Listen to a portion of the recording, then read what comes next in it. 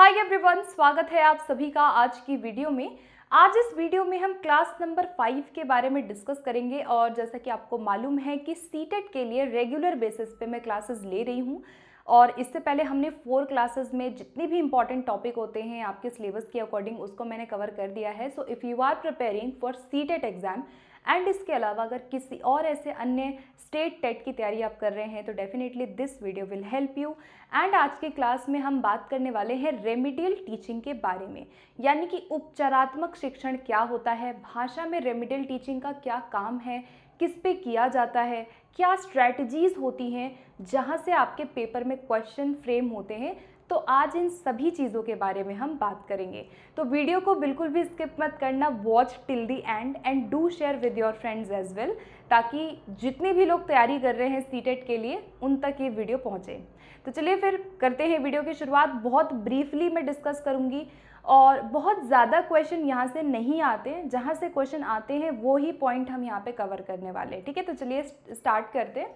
सबसे पहले remedial teaching का कंसेप्ट अगर मैं बताऊं तो रेमिडियल टीचिंग जो है, जैसे कि रेमिडी वर्ड यहाँ पे आया है, तो रेमिडी का मतलब होता है to rectify something. To rectify something, rectify का मतलब क्या है कि किसी चीज़ का क्या करना, समाधान करना, किसी चीज़ को दूर करना या फिर किसी चीज़ का समाधान करना जो है रेक्टिफाई करना होता है। और इससे हमें रेमिडियल टीचिंग के बारे में क्या पता चल रहा है कि शिक्षा में शिक्षण अधिगम प्रक्रिया के दौरान जो भी बच्चों को डिफ़िकल्टी, प्रॉब्लम, डिफेक्ट या कोई भी लर्निंग में समस्या, गैप आ रही है उसका समाधान करना, रेक्टिफाई करना रेमिडियल टीचिंग का काम होता है।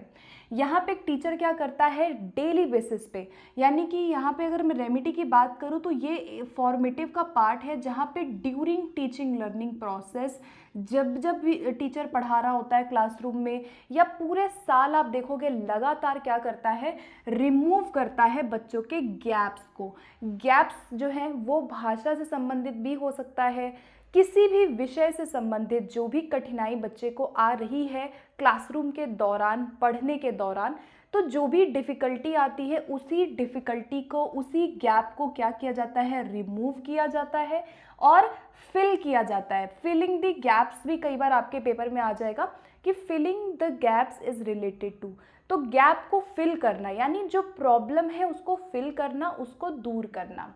उसके बाद यहाँ पे प्रोवाइड किया जाता है इंस्ट्रक्शनल करेक्टिवनेस।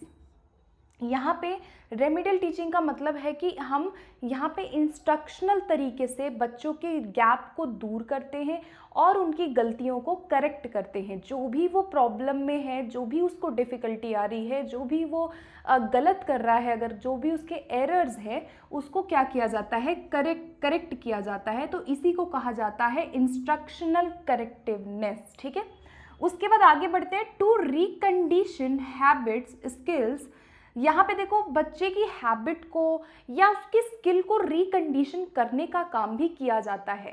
अब हैबिट और स्किल से क्या मतलब है, मान लो उसको किसी भी लैंग्वेज स्किल में प्रॉब्लम है, चाहे वो लिसनिंग हो, स्पीकिंग हो, रीडिंग या राइटिंग, कोई भी स्किल है जहाँ उसको लग रहा है कि उसको कोई प्रॉब्लम है, तो उन स्किल को अच्छा करने के लिए, उस स्किल को रिकंडीशन यानी फिर से पुनः उसको सही करने के लिए या फिर हैबिट्स को ठीक करने के लिए भी हम रेमेडी करते हैं।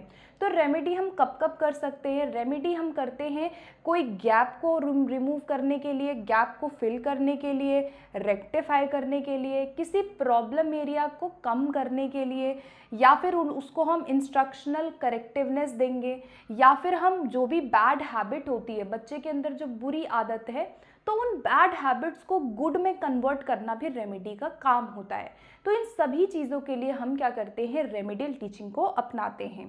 और उसके बाद लास्ट में है टू इम्प्रूव लर्निंग। तो इससे क्या होती है, लर्निंग इम्प्रूव होती है।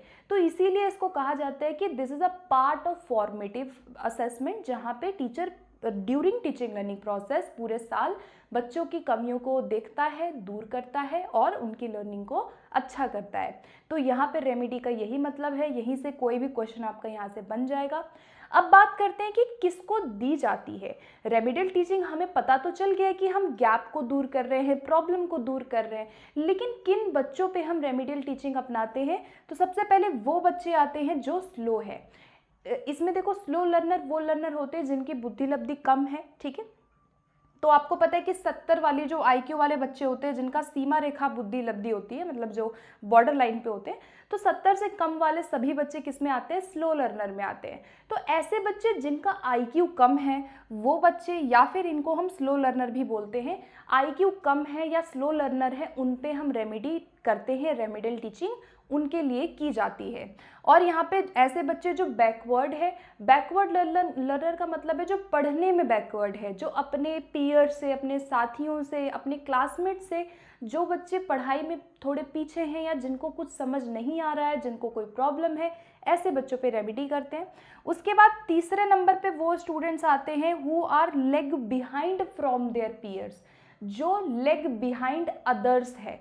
तो इस तरह से क्वेश्चन बनता है कि which teaching is considered for those who lag behind others या फिर who lag behind their peers, यानी अपने संगी साथी समूह से कहीं ना कहीं वो शिक्षा में पीछे रह जाते हैं और किसी चीज़ को समझना उनके लिए कठिन होता है। तो ऐसे बच्चों को जो गैप होते हैं उनको दूर करने के लिए हम रेमेडी करते हैं। तो रेमेडी हम 3 तरह के बच्चों पे करते हैं, कभी भी गिफ्टेड बच्चों पे या जिनका IQ लेवल बहुत हाई है उन बच्चों पे रेमेडी हम नहीं करते हैं, ठीक है।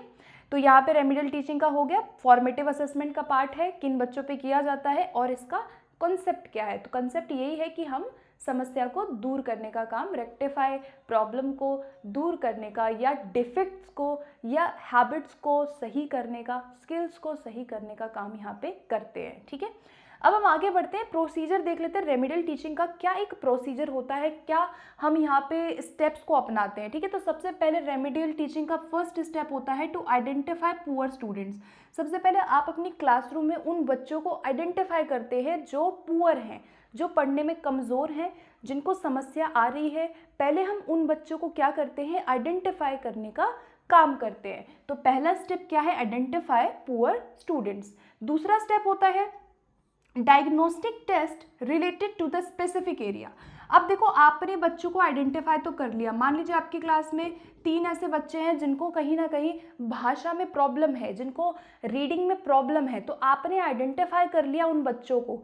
अब आप एक डायग्नोस्टिक टेस्ट करोगे, आप स्पेसिफिक एरिया को जानने के लिए, या फिर मैं बोलूं कि हम यहाँ पे कॉजेस को जानने के लिए क्या करते हैं, कारण जानने के लिए हम कौन सा टेस्ट करते हैं, डायग्नोस्टिक टेस्ट करते हैं। और डायग्नोस्टिक टेस्ट जो होता है वो रेमेडियल टीचिंग का क्या होता है, एक आधार होता है, ठीक है। तो याद रखना, अगर आपके पेपर में क्वेश्चन आता है कि रेमेडियल टीचिंग का आधार क्या है, रेमेडियल टीचिंग का बेस क्या है, फाउंडेशन क्या है, तो क्या होता है, डायग्नोस्टिक टेस्ट होता है। बिकॉज डायग्नोस्टिक टेस्ट जब तक नहीं करेंगे तब तक कारण नहीं पता चल पाएगा कि इन बच्चों को प्रॉब्लम क्या है। राइटिंग में अगर प्रॉब्लम है तो कौन सा लेटर लिखने में प्रॉब्लम है, वो स्पेसिफिक प्रॉब्लम पता करने के लिए हम क्या करते हैं, डायग्नोस करते हैं। और डायग्नोस के बाद ही हमेशा रेमेडियल टीचिंग हम करते हैं, क्योंकि इसी के आधार पे हमें पता चलेगा कि हमें क्या विधियां अपनानी है रेमेडी करने के लिए। तो दूसरा स्टेप हो गया डायग्नोस्टिक टेस्ट करना। उसके बाद तीसरा होता है प्रिपेयर रेमेडियल इंस्ट्रक्शन। अब आपने डायग्नोस्टिक टेस्ट कर लिया, आपको पता चल गया है कि अच्छा ये प्रॉब्लम है, अब आप उसके अकॉर्डिंग क्या करते हैं, अपना इंस्ट्रक्शन तैयार करते हैं। यानी उपचारात्मक जो इंस्ट्रक्शन है, जो आपका जो मटेरियल है, या जो आप वहाँ पे प्रोसीजर अपनाएंगे, जो भी मेथड, जो भी टेक्निक, जो भी स्ट्रैटेजीज आप अपनाना चाहते हैं। मान लीजिए आपको पता चला कि बच्चों को राइटिंग में प्रॉब्लम है और वो कैपिटल लेटर नहीं जानते हैं, तो आपको पता चल गया कि बच्चों को मान लीजिए स्मॉल लेटर नहीं जानते, तो आपको पता चल गया कि उनको स्मॉल लेटर लिखने की प्रॉब्लम है, तो आप उनको क्या करेंगे, उसके अकॉर्डिंग रेमेडियल इंस्ट्रक्शन प्रोवाइड करेंगे। मतलब उसके अकॉर्डिंग आप उसको दूर करने की कोशिश करेंगे, आप वैसा ही उनको पढ़ाएंगे या वैसा ही आप उनको टीच करेंगे, उनको समझाएंगे। तो ये 3 हमारे प्रोसीजर होते हैं। और इसको अगर मैं इस तरह से बताऊँ तो ये क्रम याद रखना। सबसे पहले टेस्ट लेंगे, टेस्ट मतलब आपने पहले डायग्नोस्टिक टेस्ट लिया सबसे पहले, तो टेस्ट होता है। उसके बाद टेस्ट के बाद आप टीच करेंगे दूसरे नंबर पे। टीच मतलब कि आपने टेस्ट लिया और आपको पता चल गया कि अच्छा ये प्रॉब्लम है, समस्या, आपको कारण पता चल गए हैं। कारणों के बाद हम टीच करते हैं, उनको पढ़ाते हैं अगेन। उसके बाद फिर से टेस्ट लोगे, रीटेस्ट लोगे। वैसे तो यहीं तक होता है प्रोसेस, ठीक है, टेस्ट, टीच, रीटेस्ट, ये 3 प्रोसेस होते हैं रेमेडी में। लेकिन कभी कभी इन केस अगर रीटेस्ट के बाद यहाँ पे फिर भी रेमेडियल के बाद भी कोई दिक्कत या कोई गैप, कोई प्रॉब्लम रह जाती है उनको, स्टूडेंट्स को, तो उस केस में हम क्या करते हैं, आगे चल के रीटीच करते हैं। तो जैसे मैंने बोला कि टेस्ट, टीच, रीटेस्ट, वैसे तो ये 3 ही क्रम होता है, लेकिन कभी कभी रीटीच भी शामिल होता है और ये सर्कल चलता रहता है जब तक बच्चे उस लर्निंग गैप को कम ना कर ले, तब तक हम इस तरह से बच्चों को रेमेडी प्रोवाइड करते हैं। ठीक है, तो ये क्या है, बेसिक स्टेप है रेमेडियल टीचिंग का। अब हम बात करते हैं अपने लास्ट पॉइंट पे, क्या स्ट्रेटजीज है जो हम रेमेडियल टीचिंग में उपयोग करते हैं।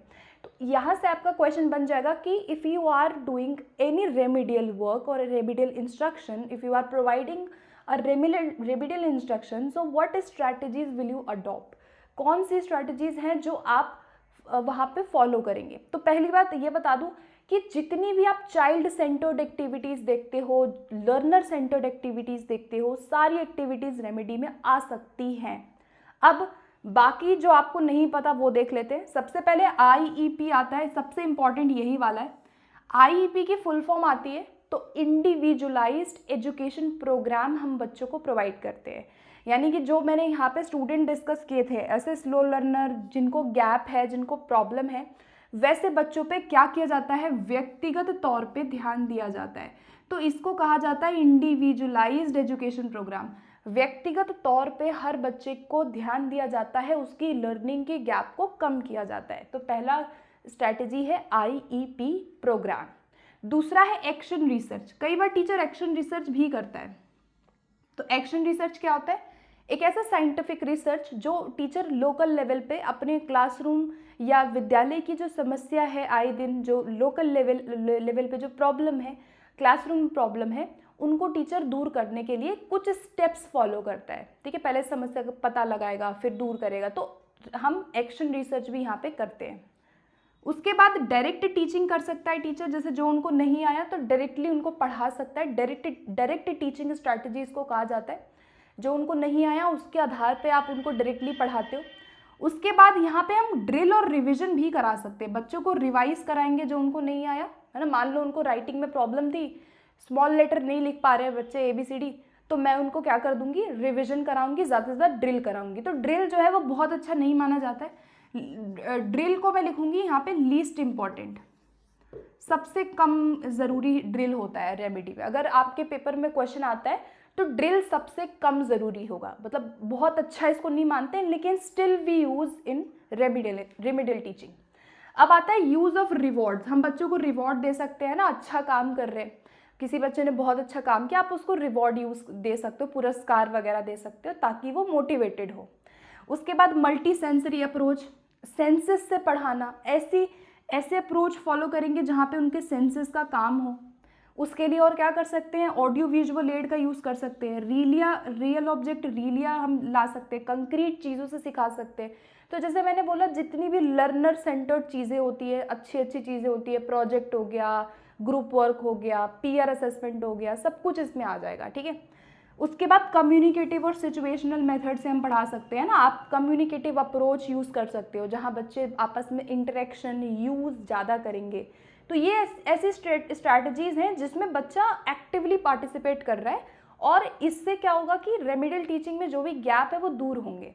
उसके बाद अल्टरनेट कर सकता है टीचर एक्टिविटीज़ को और टीचिंग मेथड को। अल्टरनेट का मतलब होता है कि कोई एक मेथड से ना पढ़ा के मेथड्स को चेंज करें according to the needs of learners. जो भी उनकी समस्या है या जो उनकी नीड है, जो उनका एज है, लेवल है, उसके अकॉर्डिंग टीचर अल्टरनेट करेगा मेथड्स को। ये नहीं कि एक ही मेथड से सबको पढ़ा रहा है, वो फ्लेक्सिबिलिटी का ध्यान रखेगा और टीचिंग मेथड को चेंज करते हुए पढ़ाएगा, एक्टिविटीज़ से पढ़ाएगा।